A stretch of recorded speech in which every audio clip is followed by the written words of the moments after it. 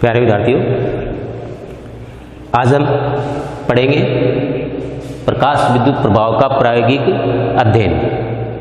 तो ये प्रकाश विद्युत प्रभाव का अध्ययन करने के लिए ये परिपथ चित्र बनाया हुआ है अपने पास। अब इस परिपथ चित्र में क्या है, ये है निर्वात नलिका। कैसी? निर्वात नलिका। इस निर्वात नलिका के एक सिरे पर इधर लगा हुआ है उत्सर्जक पट्टिका। इस उत्सर्जक पट्टिका से क्या है, इलेक्ट्रॉन निकलते उत्सर्जित होते हैं जब हम इस पर प्रकाश आपतित करते हैं। यह है अपने पास संग्राहक पट्टिका, जिस पर इलेक्ट्रॉन क्या होते हैं, संग्रहित होते हैं। इसको हम कहते हैं कैथोड सी, इसको एनोड ए। नीचे इस प्रकाश विद्युत प्रभाव में कितनी धारा प्रवाहित हो रही है, उस धारा का अध्ययन करने के लिए नीचे एक परिपथ और बनाते हैं। यहाँ एक लगा हुआ है दिक् परिवर्तक। दिक् परिवर्तक का क्या कार्य है कि कैथोड सी और एनोड ए की ध्रुवता चेंज करने के लिए, जैसे इसको एक बार अपने को प्लस धनात्मक विभव पर रखना है, इसको ऋणात्मक पर रखना है, फिर इसको चेंज कर देंगे तो इसको ये पॉजिटिव चेंज कर देंगे, ये नेगेटिव चेंज कर देंगे। तो इस तरीके से कैथोड की और एनोड की ध्रुवता को क्या करेंगे, चेंज करेंगे। तो इस ध्रुवता को चेंज करने के लिए क्या लगा हुआ है, दिक् परिवर्तक। इसमें एक विभव विभाजक लगा हुआ है। विभव विभाजक से क्या करते हैं, हम वोल्टेज चेंज करते हैं। जैसे इसको 5 वोल्ट पर रखा, 10 वोल्ट पर रखा, 2 वोल्ट पर रखा, अलग अलग वोल्टेज इस पर आरोपित करते हैं। ये वोल्ट मीटर लगा हुआ है, जिससे ये पता चलता है कि हमने कितना वोल्टेज इस पर आपतित किया है। ये माइक्रो एमीटर, इसमें धारा का जो मान है वो बहुत कम प्रवाहित होता है। धारा का मान बहुत कम प्रवाहित होगा, तो इसके लिए क्या लगाया जाता है, माइक्रो एमीटर। माइक्रो कोटि की धारा प्रवाहित होती है। तो ये तो अपना परिपथ चित्र। अब यहां से देखते हैं, ये प्रकाश स्रोत है। ये क्या है, एक प्रकाश स्रोत। इस प्रकाश स्रोत से यहां पर प्रकाश आपतित हो रहा है। प्रकाश स्रोत से प्रकाश आपतित हो रहा है। अब प्रकाश की एक तो होती है तीव्रता, प्रकाश की तीव्रता, और एक आवर्ती। प्रकाश की तीव्रता और प्रकाश की आवर्ती। यदि अपने को तीव्रता को चेंज करना है, तीव्रता को चेंज करना है, तो तीव्रता को चेंज करने के लिए क्या करेंगे, इस प्रकाश स्रोत को हम दूर ले जाएंगे या इसको पास लाएंगे। तो दूर ले जाएंगे तो तीव्रता कम हो जाएगी, और पास लाएंगे तो तीव्रता बढ़ जाएगी। तो यहाँ हम प्रकाश की तीव्रता को कैसे चेंज करेंगे, स्रोत की दूरी को बदल करके। ये जो स्रोत है, स्रोत की इस उत्सर्जक पट्टिका से दूरी को चेंज करके हम प्रकाश की तीव्रता को चेंज कर सकते हैं। आवर्ती को कैसे चेंज करेंगे, आवर्ती के लिए हम अलग अलग प्रकाश स्रोत काम में लेंगे। जैसे अलग अलग प्रकाश स्रोत, बल्ब होता है, मोमबत्ती है, सूर्य का प्रकाश है, ये अलग अलग प्रकाश स्रोत हो गए, जिनसे उत्सर्जित प्रकाश की जो आवृत्ति है वो क्या होती है, अलग अलग होती है। तो हम क्या करेंगे, यहाँ आवृत्ति को चेंज करने के लिए तो क्या करेंगे, आवृत्ति को चेंज करने के लिए प्रकाश स्रोत चेंज करेंगे। यहाँ मान लीजिए एक बार बल्ब लगा दिया, एलईडी लगा दी, मोमबत्ती लगा दी, सूर्य का प्रकाश है, इस तरीके से। तीव्रता को चेंज करने के लिए क्या करेंगे, इसकी स्रोत की जो दूरी है उत्सर्जक पट्टिका से, इस दूरी को हम क्या करेंगे, कम या ज़्यादा करेंगे। तो तीव्रता, जैसे इसकी दूरी को बढ़ा दिया, तो तीव्रता क्या होगी, कम होगी। तो तीव्रता को हम I से लिखते हैं, I व्युत्क्रमानुपाती 1/d²। इस फॉर्मूले के अनुसार तीव्रता चेंज होती है। अब हम यहां देखते हैं कि तीव्रता क्या है, प्रकाश की तीव्रता। यहां तीव्रता की बात करें हम, तो तीव्रता यहां होती है फोटोन की संख्या, फोटोन की संख्या। प्रकाश विद्युत प्रभाव में जो तीव्रता है वो क्या होगी, फोटोनों की संख्या।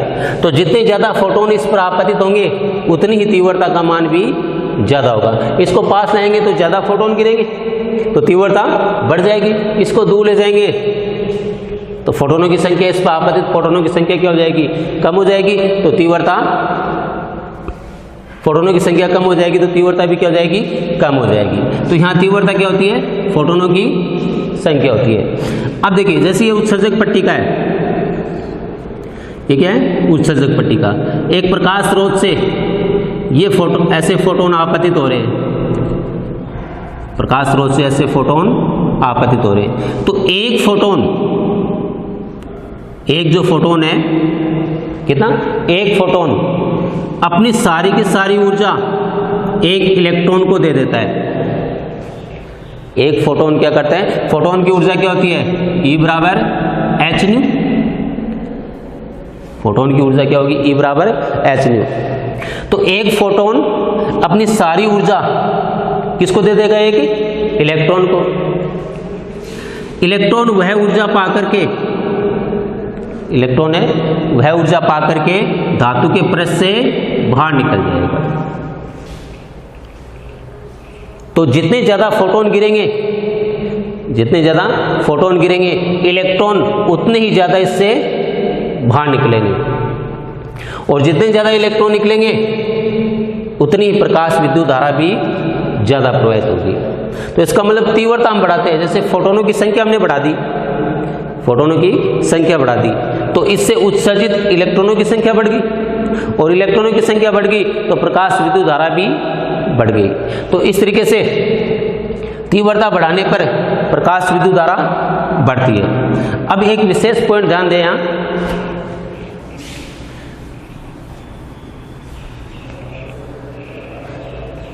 कोई एक धातु का पृष्ठ है, इसमें इलेक्ट्रॉन यहां पर भी है पृष्ठ पर, और इलेक्ट्रॉन अंदर भी है, इस तरीके से इसमें इलेक्ट्रॉन है।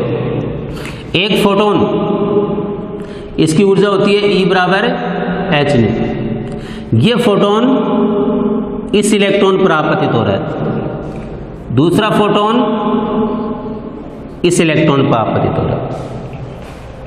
तो इस फोटोन ने तो इस इलेक्ट्रॉन को ऊर्जा दे दी, इस फोटोन ने इस इलेक्ट्रॉन को ऊर्जा दे दी, लेकिन दोनों फोटोन की ऊर्जा समान है, इनकी ऊर्जा कैसी है, समान है।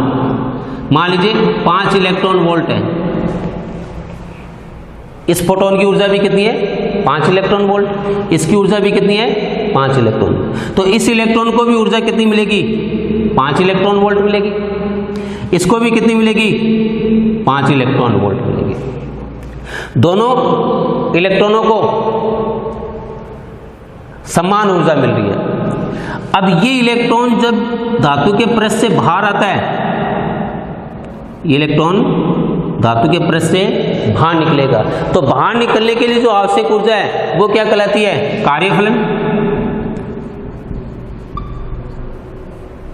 वो क्या कहलाएगी, कार्यफलन।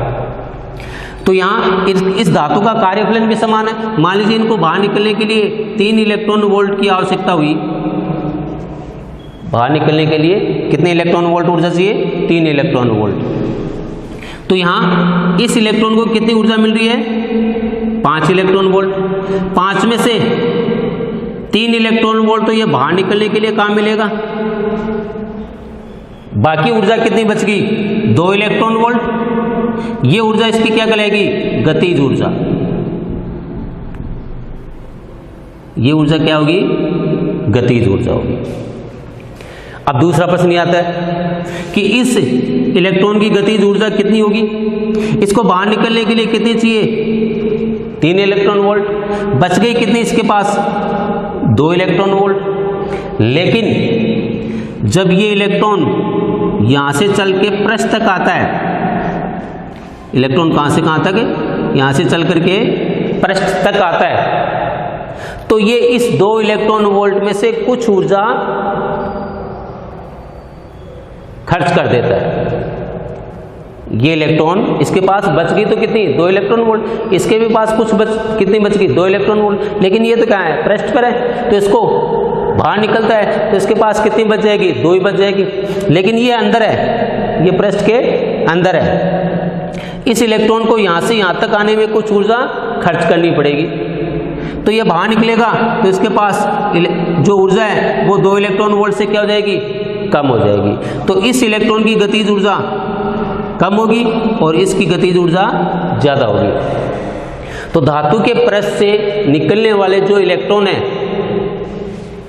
फोटोनों से, फोटोन आपतन के कारण धातु के पृष्ठ से निकलने वाले जो इलेक्ट्रॉन हैं, उन इलेक्ट्रॉनों की गतिज ऊर्जा एक समान नहीं होती है, अलग अलग होती है। धातु के पृष्ठ से जो इलेक्ट्रॉन निकलेंगे उनकी गतिज ऊर्जा ज़्यादा होगी और धातु के अंदर से जो इलेक्ट्रॉन निकलेंगे उनकी गतिज ऊर्जा कम होगी। इधर से अंदर से जो निकलेंगे उनकी गतिज ऊर्जा कम होगी और पृष्ठ से निकलेंगे उनकी गतिज ऊर्जा क्या होगी, ज़्यादा होगी।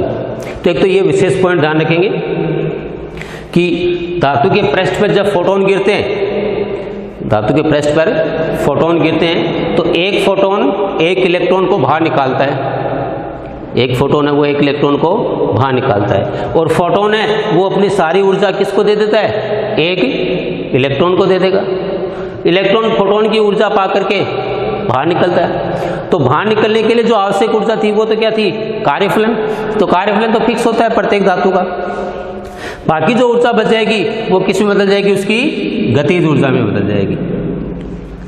लेकिन सभी इलेक्ट्रॉनों की गतिज ऊर्जा समान नहीं होगी। सभी इलेक्ट्रॉनों को बाहर निकलने के लिए ऊर्जा तो एक समान होगी, बाहर निकलने के लिए वो क्या कहलाती है, कार्यफलन। ये तो सभी इलेक्ट्रॉनों के लिए एक समान है, लेकिन इनकी गतिज ऊर्जा क्या होगी, अलग अलग होगी। इनको ऊर्जा भी, जो ये प्रकाश स्रोत है, यहाँ प्रकाश स्रोत है, इस प्रकाश स्रोत से जितने भी फोटोन आपतित होंगे यहाँ, उन सभी फोटोनों की ऊर्जा समान होती है। तो इन इलेक्ट्रॉनों को ऊर्जा एक समान मिल रही है, इन इलेक्ट्रॉनों को ऊर्जा एक समान मिल रही है सभी फोटोनों से, और इसको बाहर निकलने के लिए भी एक समान ऊर्जा की आवश्यकता है।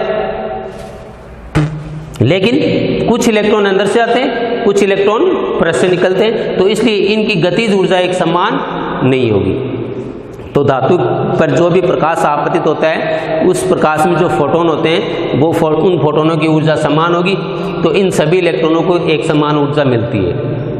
धातु के पृष्ठ से बाहर निकलने के लिए भी इनको एक समान ऊर्जा की आवश्यकता होती है, लेकिन इनकी गतिज ऊर्जा अलग अलग होती है। तो एक तो यह प्रकाश की तीव्रता से संबंधित, तो यहाँ जो भी फोटोन गिरेंगे उनकी तीव्रता। एक प्रकाश की आवर्ती, प्रकाश की आवर्ती। अब हम आवर्ती को समझें।